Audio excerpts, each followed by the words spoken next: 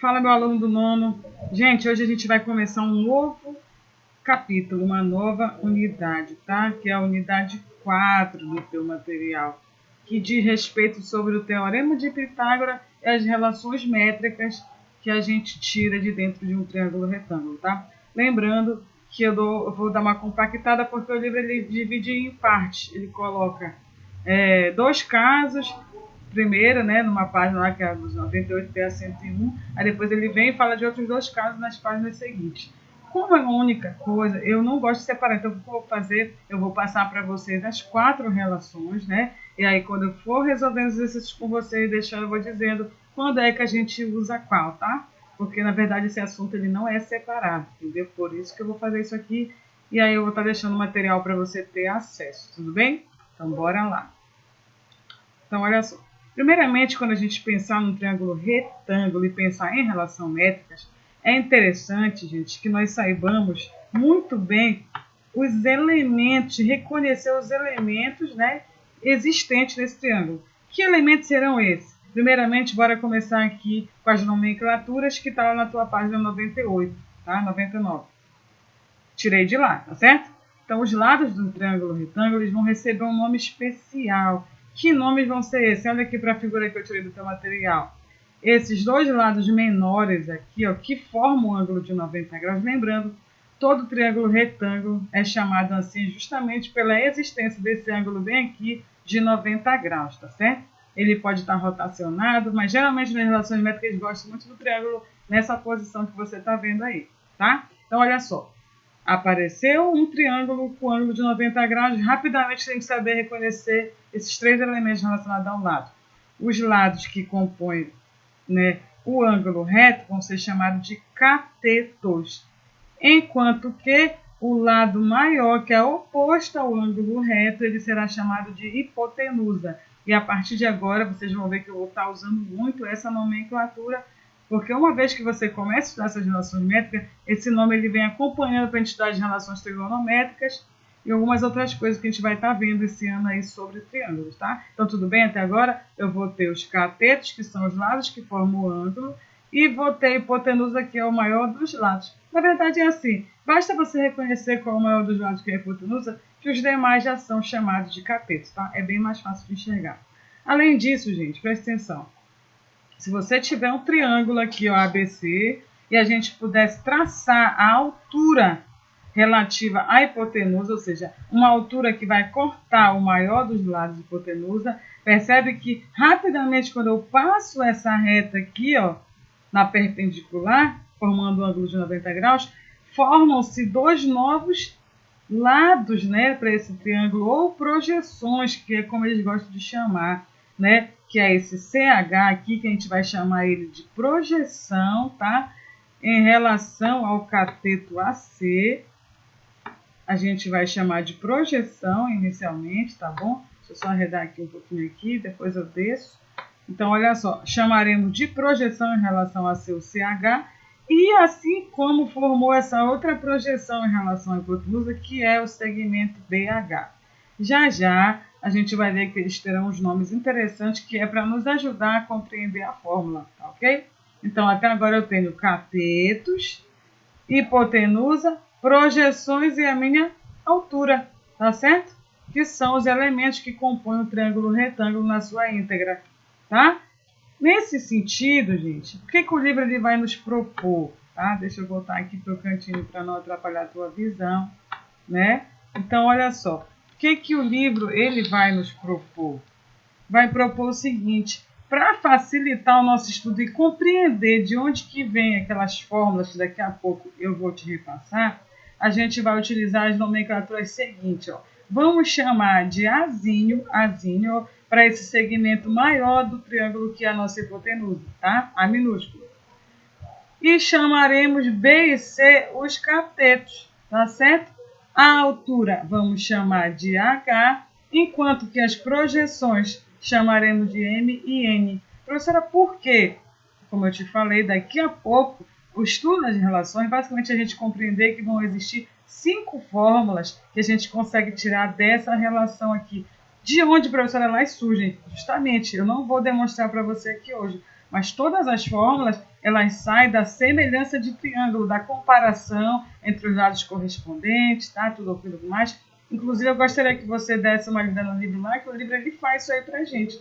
Como não há tempo, né? A gente tem que ser um pouco mais sucinto aqui pelo vídeo, então eu quero só que tu entenda que a relação métrica, elas vão ser, entre aspas, fórmulas que serão montadas em cima desses lados e dessas projeções aqui que aparecerão no nosso triângulo, tá ok? Então, olha lá. Com isso, quem serão nossas 5 fórmulas, só que uma, por enquanto, a gente não vai estudar, porque ela vai ser estudada separada, que é o Teorema de Pitágoras, que é essa quinta. Hoje, eu quero que nós prestemos atenção nessas 4 fórmulas que surgiram aqui, ó. Elas são chamadas de relação métrica no triângulo retângulo, e as fórmulas são o seguinte, ó. Primeira, A vezes H, ou seja, existe uma relação entre a fórmula A com a altura, ou seja, a hipotenusa com a altura, relacionada ao produto dos catetos. Vão existir também 2 fórmulas que vão ter relação com os lados do triângulo, que é o cateto, uma das suas projeções é a hipotenusa. Essa vai valer para B e essa aqui vai valer para o C.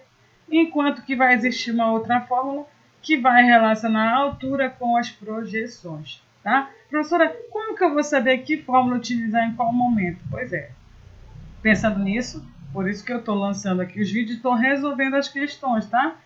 Porque o livro de vocês, como eu sempre falo, ele é um pouquinho assim, pesado, ele já começa, né, com os exemplos assim, um pouco mais difícil. Por isso que geralmente o que eu faço? Eu dou uma resumida para vocês, gosto de pegar uns exemplos assim mais tranquilos para depois resolver o livro, né? Como a gente não está em sala, então eu vou ter que fazer isso aqui de forma direta, tá? E lembrando, eu não vou falar ainda sobre essa quinta relação, que é chamada de relação pitagórica, teorema de Tales, tá? Ela vai ser estudada no próximo vídeo que eu mandarei ainda essa semana, acho que amanhã ou quarta, tá? Quarta ou quinta, perdão, que é justamente para você ter um acesso maior e entender o porquê que ela é a mais importante das relações métricas no triângulo retângulo, tá? Então, olha lá, nesse sentido, o que eu vou fazer para a gente compreender a aplicação da fórmula? A gente vai resolver, né, algumas questões lá da página 101, vou resolver todas, na verdade, contigo, e vou propor umas demais para você resolver. Além disso, gente, eu gostaria que você entendesse que a fórmula dá para ser entendida assim, ó. Quem vai ser essa primeira fórmula, A vezes H? O produto, ó, entre a hipotenusa com a altura é igual ao produto dos catetos. Isso aqui, numericamente, vão ser iguais, tá? Isso aqui dá até para compreender, dá para demonstrar. Segunda, o quadrado da altura é igual ao produto das projeções. Quarta, que na verdade são 2, terceira e quarta, né? O quadrado de um dos catetos é sempre o produto entre a hipotenusa pela sua projeção, tá certo? Tem gente que prefere, né, aprender, como eu falei, desculpe, tem gente que prefere aprender a fórmula lendo e não por fórmula, porque como eu te falei, isso aqui não chega a ser uma fórmula, ela é uma relação. É porque se, por exemplo, mudar as letras para um outro triângulo, aí você muda essas relações, tá?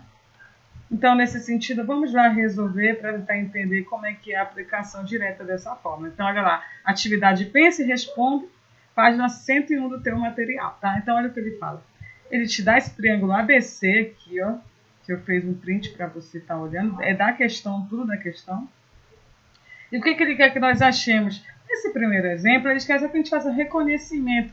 Quem seria o cateto, quem seria a hipotenusa, quem seria a altura, tá? Independente de como o triângulo esteja, se ele está assim, se ele está virado, rotacionado, você tem que saber analisar quem é quem, senão você vai errar na hora de resolver a questão, tá? Então, olha lá. Primeiro, na letra ele quer saber qual é a medida de cada cateto. Eu já sei que os catetos são as medidas que formam o triângulo retângulo. Basicamente, são as menores medidas, porque a maior vai ser a hipotenusa. Então, nesse caso, quem seriam nossos catetos? Seria quem? Esse 24 milímetros e esse 32 milímetros, certo? Esses seriam os nossos catetos. Ah, perfeito. Professora, e a hipotenusa, quem vai ser? Nesse caso aqui, eu não sei se você conseguiu enxergar, mas eu até coloquei aqui para você. A hipotenusa, ela é esse lado todo, só que tem questão que vai colocar logo a medida toda, que é 40, e tem questão que vai simplesmente te dar o valor das projeções e quer que você compreenda que essa medida AB aqui, que forma as projeções, ela vai ser a soma dessas duas medidas. Você concorda? Se eu quero saber quanto vale tudo isso aqui, basta somar quem? daqui até aqui, daqui até aqui que eu tenho o total. Ou seja, a hipotenusa seria 14,4 mais 25,6. Se você somar, isso aí corresponde a 40 milímetros nessa figura, tá certo? Então, já percebe como ele já começa com uma questão que ele permite que você tenha que fazer análise? Esse é o problema da geometria, que a geometria ela não é tão imediatista. Ela requer bastante análise, cuidado na hora de fazer as interpretações, tá? E na letra C ele quer saber o que é a altura em relação à hipotenusa. A altura em relação à hipotenusa é aquela reta que vai tocar, né, no ponto maior, que geralmente da extremidade da figura, e vai tocar em cima da hipotenusa. Por isso que eles chamam altura relacionada à hipotenusa. Então, nesse caso, a altura da figura vai ser essa medida aí, ó, 19,2 milímetros, tá certo?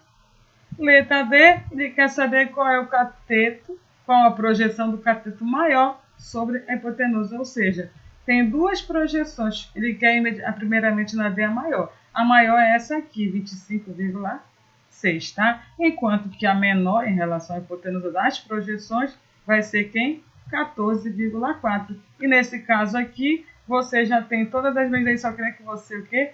Encontrasse na figura e repassasse para a questão. Mas como é que isso geralmente cai? É justamente aí que vai entrar a melhor parte, ou não, né?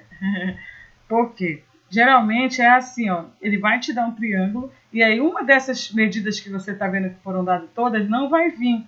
Aí ele vai chamar de x, y, então a própria letra e quer que você encontre. Para você encontrar que você vai vir, vai fazer o quê? Encontrar pelas relações métricas. É isso, tá? Não tem nada demais. É basicamente você saber tirar os dados da questão e ter em mente as 4 primeiras fórmulas lá que você resolve toda e qualquer questão, tá? Então, bora lá para a tua segunda questão. Então, olha só a segunda questão. Ele diz o seguinte, ó, usando as relações métricas já deduzidas, já falada, calcule as medidas de x e y dos catetos desse triângulo retângulo. O que eu fiz inicialmente aqui? Ó, que eu já até projetei para você, coloquei uma estrutura. Meu primeiro passo vai ser você tirar os dados, porque você tirando os dados da questão, gente, fica bem fácil de você saber que fórmula você vai usar. Quase sempre as pessoas que erram relação métrica é porque elas ficam, mas eu não sei se eu vou usar a fórmula 1, a 2, a 3, a 4. Não tem que ter essa dúvida, sabe por quê? Porque é muito fácil de você chegar com a fórmula por causa dos dados. Olha aí, ó. Vamos olhar para a figura. Essa medida grandona que está na frente do ângulo de 90, eu já sei que é quem? O meu A, que é a hipotenusa. Lembra que nós vamos utilizar agora as letrinhas como as medidas? Foi o que eu te pedi lá e o livro propôs? Perfeito. O que mais eu tenho? Se você perceber, os x e os y são os catetos. Ah, então quer dizer que se você virar essa figura, você vai perceber que o x está ocupando o papel de C, enquanto que o y está ocupando o papel de B, tá? Tá certo? E além disso, o que eu tenho mais que ele deu na figura? Essa medida ele deu, ó, 3,6.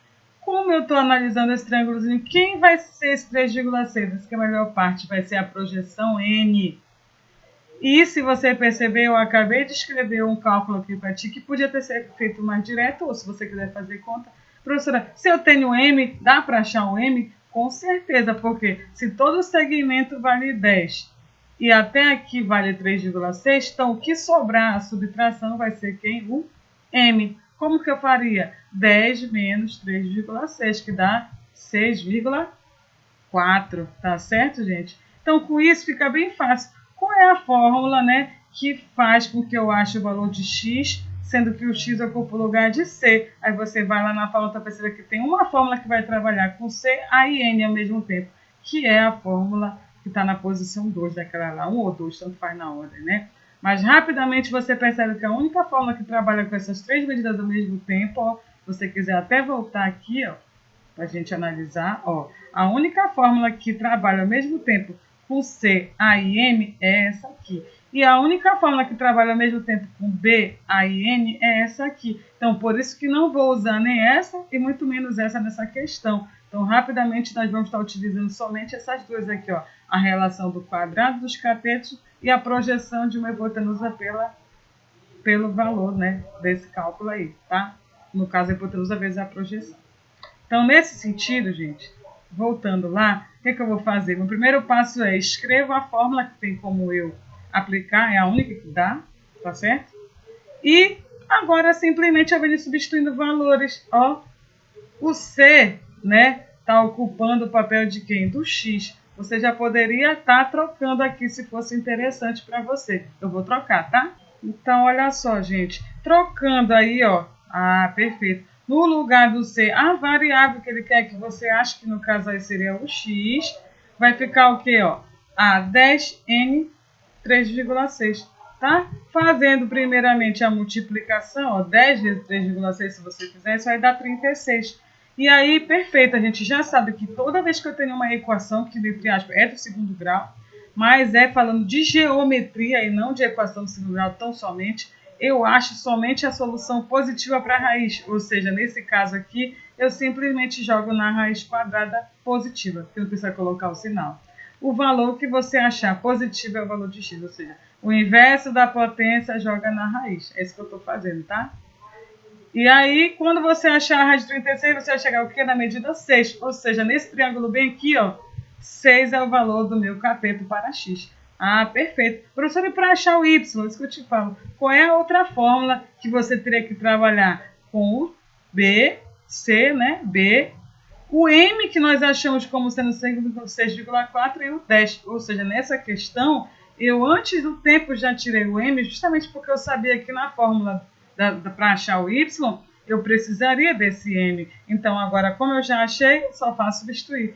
Quem é o b na questão? É o valor de y que eu vou achar. O a continua sendo 10 e o m é 6,4, que é essa medida bem aqui, ó, que eu achei pela subtração do 10 com 3,6, tá?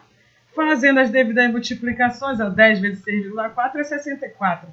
E como eu quero achar o valor de y e ele está no quadrado, qual é o inverso da potência? É a raiz. Então, jogando na raiz quadrada de 64, eu acho meu resultado de y igual a 8, tá certo? E aí eu acabei de achar, adivinha, os meus dois valores para x e y na questão.